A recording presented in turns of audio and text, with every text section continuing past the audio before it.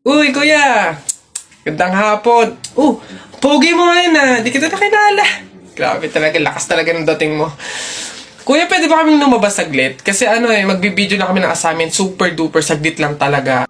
Ay, hindi. Pasok. Baka mapagalitan pa ako. Kuya, saglit lang talaga. As in, wala pa nga 5 minutes. Super duper to the over. Saglit lang talaga. As in, hindi kami magtatagal. Good take lahat. Walang take two. As in, dali na. Saglit lang. Deadline na namin mamaya. O, sige na. Bilisan nyo lang, ha. Ay, thank you. The best ka talaga. Game na. Ikaw na mauna ka na. Okay, 1, 2, 3. Ang kapal ng mukha mo! Niloko mo ko! Paano mo nagawa sa akin to? Lahat binigay ko sa'yo, ha? Kuya, 20 pesos na fishball, maanghang yung sauce. Dali. Hala, sige, ngayon ka magpaliwana. Ako naman. Go. Bakit? Ha? Ako lang ba nagloko? Di ba ikaw din? Nung mga panahon na wala ka. Wala akong malapitan dahil nandun ka sa mga ex mo, di ba? Kung scramble yung tikten tapos dami mo ng alamang. Ano? Sige, ngayon mo ay sumbat sa akin lahat. Okay na po. Thank you po. Hoy! Pasok! Ito pa. Uy, gagi na kita. Gagi! Takbo! Hoy, Jepoy! Bakit? Alam mo, sabi sa akin ni Christian kahapon, takting yun, niyayabang ka ata nun eh. Ikaw daw yung kumuha ng mga itlog ng manok, tapos pinagbabato mo daw, papayag ka nun, tapos sabi sa akin nung isang araw, ikaw daw yung nagsulat ng bototoy dun sa kotse ni Kuya Eman. Papayag ka nun? Kung ako hindi ako papayag dun, sasapakin ko talaga yun. Sinabi niya yun? Nasaan yun? Panapok talaga sa akin yun. Ayun, Jepoy, niyayabaan ka pa nun, isang araw pa yan eh. Kung ako sa'yo, talaga sasapain ko yan. Yabang-yabang yan sa'yo eh. Hoy, Christian! Bakit? Ano yung pinagsasabi mo, ha? Isang itlog lang naman yung kinuha ko, ha? Tapos yung pototoy dun sa kotse ni Kuya Eman, inutos mo lang naman sa akin yun, ha? Yabang mo, ano yung pinagsasabi mo dyan? Ikaw nga umihi ka nga nang naglalakad eh. Tapos pinagbabato mo yung mga bubong dun eh. Yabang neto. Di ko naman sinabi yun. Sinungaling, kakaila ka pa. Sabi mo sa akin nung isang araw, ang asim-asim ni Jepoy, hindi pa nga naliligo, sabi mo. Dahilan ka pa dyan, panapok na lang. Hindi ko naman talaga sinabi yun. Ba't ayayabang nyo porke dalawa kayo? Hindi ko naman talaga sinabi yun. Ang yayabang nyo, susumbong kayo. Hala si Kuya Kenkoy! Ay, hello, hi! Cute mo naman. Picture tayo? Tara, picture tayo. Tara. Anak, smile. Dali, smile. Smile. Ayan, tara.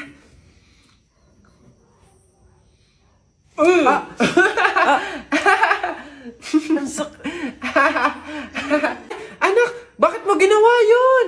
Bad yun, ha? Sorry po, Nay. Natutuwa kasi ako kasi nakita ko si Kuya Kenkoy eh. Pasensya ka na, ha? Pasalamat ka nandyan yung nanay mo kung hindi natapon na kita sa bangin. Ay, okay lang po. Una na po ako.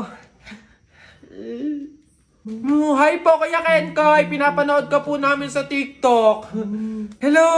Hi. Kamusta kayo? Parang hindi naman siya si Kuya Kenkoy kasi ang lapad ng mukha niya Tapos ang tangkad pala niya. Akala ko maliit lang. Oo nga, para siyang yung kapre ba yun? Yung parang dambuhalang pangit. Mga bata, alam niyo yung kuto? Di ba tinitiris yun? Gusto niyo tirisin ko din kayong dalawa, ha? Uwi! Pagod. May nag-message? Sino to? Bata. Anong message niya? Sagutin niyo po yung tawag ko. Tangkinan niyo po. Ayaw niyo po sagutin.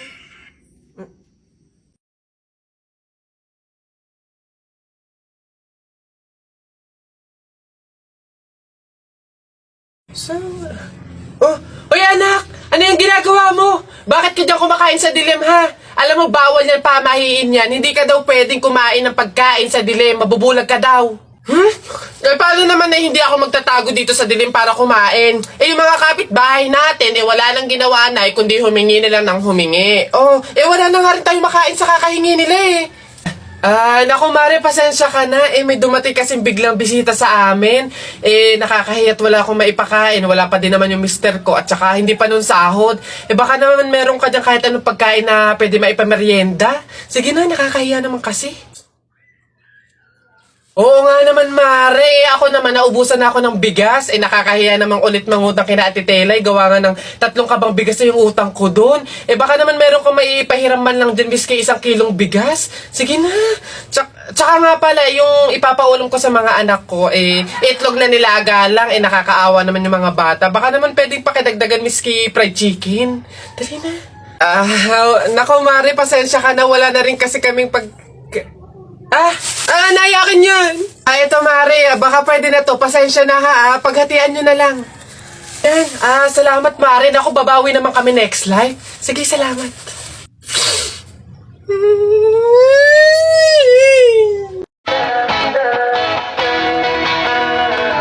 Alam mo ba, munti ka na sumuko ang puso ko. Sa paulit-ulit na pagkakataon na nasaktan na bigo. Mukhang delikado na naman ako. Bakit ba kinikilig na naman ako? Pero ngayon ay parang kakaiba. Pag nakatingin sa iyong mata, ang mundo ay kalma. Ngayon nandyan ka na, di magmamadali ko lang ang katabi. Saan ko kay pumuti? Di na maghanap ng kung anong sabi sa mga tanong. Dahil ikaw ang katiyakan ko. Hindi na ako bibitaw. Iyawi ko lang dahil sa'yo. Kung meron ang kulay na aking nagsisilbing tanglaw. Ikaw ay dilaw. Di akalain mararamdaman ko muli ang yakap ng panahon habang kumakalabit ang init at sinanaraw ng mukhang di naman delikado kasi parang humingiti na naman ako. Kaya ngayon di na ako mangangamba kahit anong sabihin nila. Ngayon nandyan ka na, di magmamadali ko na ang katabi. Saan ko kay pumuti? Di na maghanap ng kung anong sagot sa mga tanong. Ano ba yan? Nakakabagot naman. Wala man lang akong magawa. Check ko kaya yung Instagram account ko. Tagal ko nang di nabubuksin yun eh. 2 followers lang? Daya naman, di man na nadagdagan. Tagal ko na tong hindi nabubuksan eh. Daya, bakit kaya... Oh, si Jepo ito Hala, sikat pala siya sa Instagram. Kaya siguro siya sumikat sa Instagram. Magaganda kasi ng mga pormahan ni Jepo eh. Gagayain ko to para sumikat din ako. Ganito yun eh. Ito yun eh. Isa pa. May isa pa yun eh. Ano pa ba yun? Ayaw, meron pa, wait lang. Ganito yun eh. Oh, isa pa. Ayun, naka 1 oras na. Titignan ko na yung post ko sa Instagram. Baka sikat na rin ako. Wala man lang like, Miss Kisa. Ginaya ko na nga yung mga post ni Jepoy eh. Basan yung Jepoy na yan, pupuntahan ko talaga yung panapok talaga sa akin yun. Jepoy! Nakita ko yung Instagram account mo, famous ka pala dun Ginaya ko nga yung mga post mo para sumikat din ako. Bakit walang nangyayari? Hindi naman kasi pwedeng manggaya ka lang ng mga tao para lang sumikat ka. Dapat meron ka sariling paraan kung paano mag-entertain ng mga tao. Paano ba kasi sumikat kagaya mo? Paano magkaroon ng madaming followers sa Instagram? Kung gusto mo talaga sumikat, meron akong isang paraan na naisip. Pumunta ka sa TikTok account ni Kuya Kenkoy, tignan mo yung bio niya doon, tapos click mo yung link. Ayun talaga, magkakaroon ka ng madaming followers sa Instagram. Hoy Jepoy, tara laro tayo baril-barilan, Dali na, eto akin, eto sa'yo. Ayaw mo tignan natin kung hindi mo pa ako papansinin kapag binanatan na kita ng mga flip-top ko. Nakita ko nanay mo pumunta sa Cubao, walang pamasahe, nag-shortcut sa puwet ng Kalabaw! Woo! Ayaw mo pa rin talaga mamansin, ha? Nakita ko kuya mo pumunta sa pier. Ini-sniper ko, laglag diaper! Ano? Ano ba yan? Ba't ba ayaw mo pa rin ako pansinin? Puro ka cellphone dyan eh. Ito. Tingnan natin talaga. Last na talaga to. Hoy, Jepoy! Kumain ka ng biko. Para bukas, ikaw na bebe ko! Anong magagawa? Laging natutulala lang, di lumalapit ka. Kilig yan! Napipiko na ako sa'yo ayaw mo mansin Aray! Ano ba kasi ginagawa mo dyan? Puro ka cellphone dyan eh. Siyempre, naghahanap ako ng pwedeng i-post ko dito sa Instagram kasi ang dami ko ng followers. Kaya pala, gusto ko din dumami yung Instagram followers ko. Paano ba yan, Jepoy? Basta balong ganito na lang gawin mo. Pumunta ka sa TikTok account ni Kuya Kenkoy, tapos click mo lang yung link doon sa bio niya. Ayun, doon mo malalaman kung paano dumami yung followers sa Instagram. Anak, Jepoy, bumili ka nga ng itlog.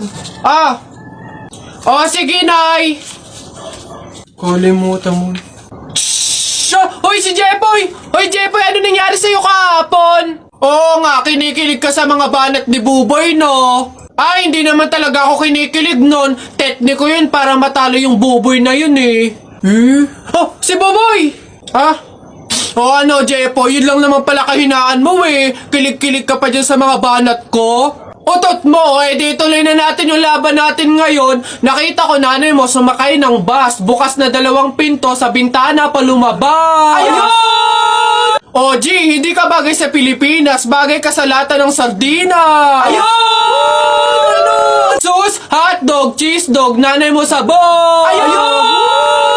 Ayaw mo magpatalo O tignan natin sa banat kong to. The sun is rising, the rain is coming. When I see you smiling, naku po, I'm falling. Ayun! Hoy, di mo na ako maloloko sa mga ganyan-ganyan mo. Tuloy na natin yung laban, ano? Sige, tuloy na natin. Sa kasalan. Anong magagawa? Laging natutulala lang, di lumalapit ka.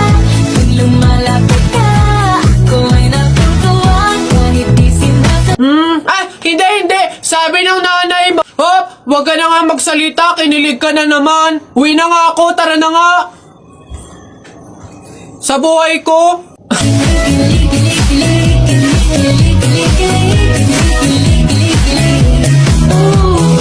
Nako, tita, condolence po. Ba't ka naman nakaganyan, tutoy? Nakaasol ka pa, alam mo namang ibig sabihin nun pag may borol, masaya ka nung namatayan kami. Baka pwede magpalit ka, ha? Balik ka na lang ulit. Ganun po ba? Sige po, pasensya na po, babalik po ako. Okay na po, tita. Ayun nga po, nalulungkot po. Ay, naku naman, tutoy. Nananadya ka ba? Nagpula ka pa talaga. Alam mo naman, ibig sabihin, pag nakapula sa burol, may galit ka dun sa namatay. Tuy, respeto naman. Pasensya na, pero palta mo yan. Tsaka ka bumalik dito, ha? Nanadya grabe naman po. So, babalik na naman po ulit ako. Sige po, pasensya na po ulit. Sige po, wait lang po. Eto, tita, okay na po siguro to. Kumusta po? Tuy, nag-itim ka pa. Ano bang problema? Yung itim to, sa libing pa yan. Anong pinapakita mo? Anong pinapahiwatig mo na gusto mo nang alisin to sa amin? Na gusto mo nang ihiwalay tong pamilya namin, ha? Hindi naman po sa ganun, tita. Sadyang hindi ko lang po alam na may mga color coding po pala pag may burol. Hindi ko po alam na may pamahiin po pala kayong sinusunod. Sige po, balik na lang po ulit ako. Sure na po, totoo na po. Sige po. Ayan. Pagod. Okay na po, tita. Yung grabe condolence po, nakikiramay po ako. Sobrang nalulungkot po talaga ako. Saan po ba dito yung tayaan? Doon po sa